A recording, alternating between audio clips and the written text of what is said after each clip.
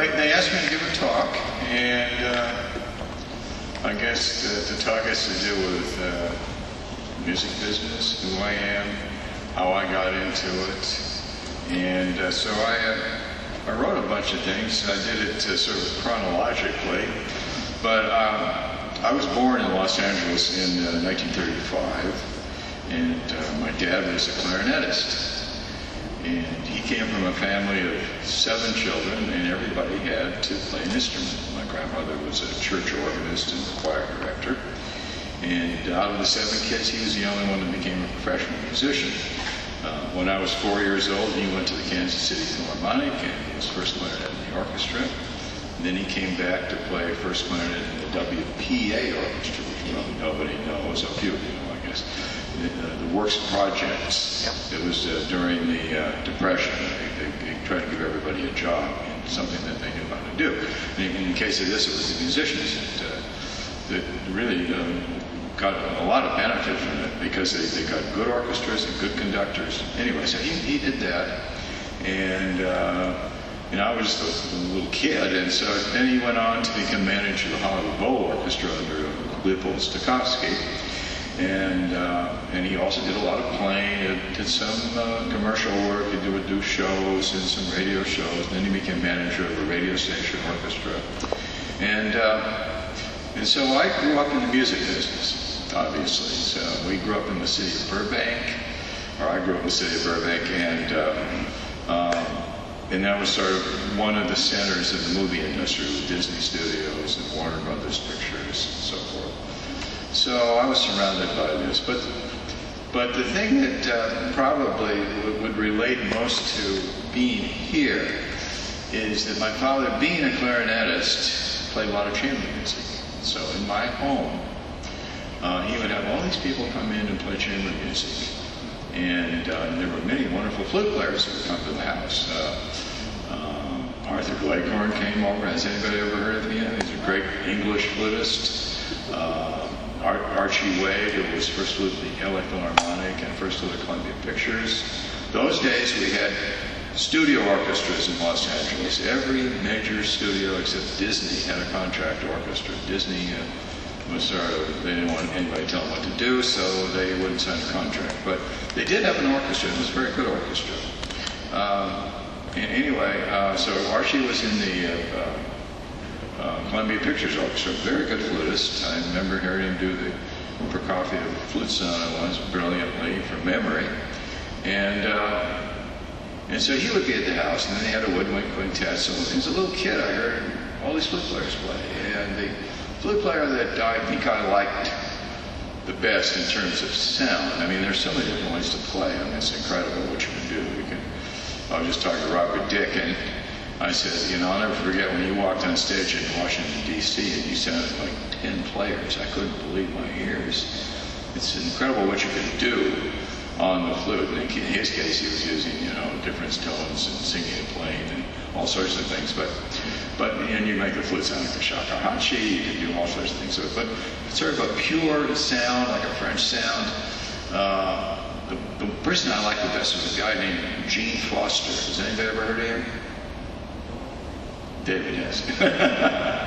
And he used to come to the house and play woodwind quintets. And I never heard such a beautiful sound in my life. He left LA and he went to Salt Lake City, and he was first flute in the Salt Lake City Symphony for many, many years. Paul Freed studied with him. Paul grew up in Las Vegas and then would drive to Salt Lake City, which isn't that far, and take flute lessons. So anyway, so my background was such that I was exposed to, you know, a lot of music from a very young age. So I learned when my father was an orchestra manager how tough a business it is, if you want to see it that way. But he never lost sight of the artistic side. So I was able to make a distinction. You know, business is business, and being an artist, being creative, that's something else. And so you separate the two. You take care of what you have to take care of. If you're going to do a job for money, you do it for money. If you do things for your creative needs, you do it for that. And so I learned that from my dad. He'd always complain about people that wouldn't make the distinction, or they'd suddenly be a good artist and then they'd suddenly start making a lot of money, and they'd forget all about where they came from and why they were in music, and then some of them they made a lot of money, and he said, and they'd blow it all. They were making good money in the studios, and before they buy big homes, and suddenly they were broke again because they lost their studio job. So I learned a lot as a kid as to, you know, what you should do and what you shouldn't do if you want to be a musician. I didn't even know if I wanted to be a musician. He suggested that I play the flute when I was about 8 years old, and I said, "What for?" You know? For money. And so I said, "Yeah, you should play it." So I said, "Okay, I'll play it." And so I took some lessons, and I wasn't too enthusiastic about it, but then I got better at it. He got me an Haynes flute that was shiny and pretty, and then something weird happened. I went to a new piano teacher. I was taking piano too, and this piano teacher was very good. And within a few months, I was playing. I could hardly play piano. I was playing the Bach Prelude and Fugue and my piano concerto, and then right after that, I went to the flute teacher who probably put me on my course. If it hadn't been for him, I would have never been a flute player. His name was Hokenberg, Haakonbergh. Magnificent teacher, and sort of a character, actually. He was a funny guy. I liked him a lot, because he not only gave me flute lessons, but he just had a way about it that you could relate to. He would tell me stories, and he always said, take the mysteries out of playing the flute. He says, don't figure out what you're doing. And so he would give me exercises for vibrato and exercises for my fingers, a lot of stuff in the Tafanel method.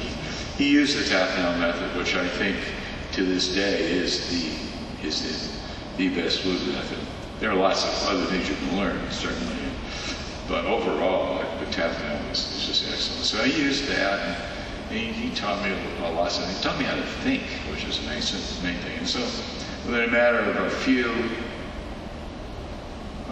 months, I went to him initially because I wanted to learn how to get a vibrato. I wasn't very good at it, so I was about 13. So he showed me how to do it and gave me vibrato exercises, had me use the metronome. So what I did was just practice vibrato for 6 months.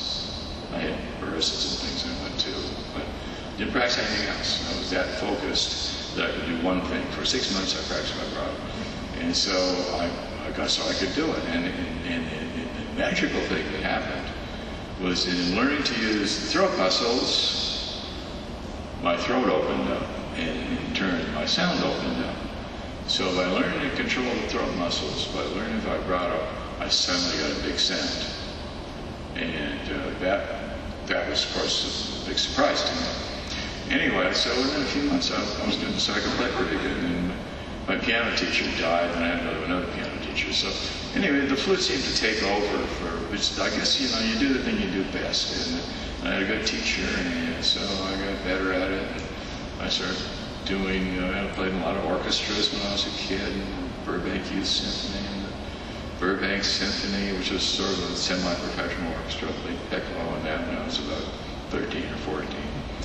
So anyway, my career just sort of meandered on, and I studied, I didn't study the saxophone or the clarinet, even though my father was a clarinetist, but has anybody ever heard of the composer Morton Subotnick? Oh yeah, yeah. Morton Subotnick. Well, Morton Subotnick was a student of my dad's. He played clarinet, and he was a couple of years older than I was, and he was a very focused guy. You know, whatever he got into, he really did it well. Whether it was lifting weights or playing jazz or contemporary, whatever he did, practicing a piece.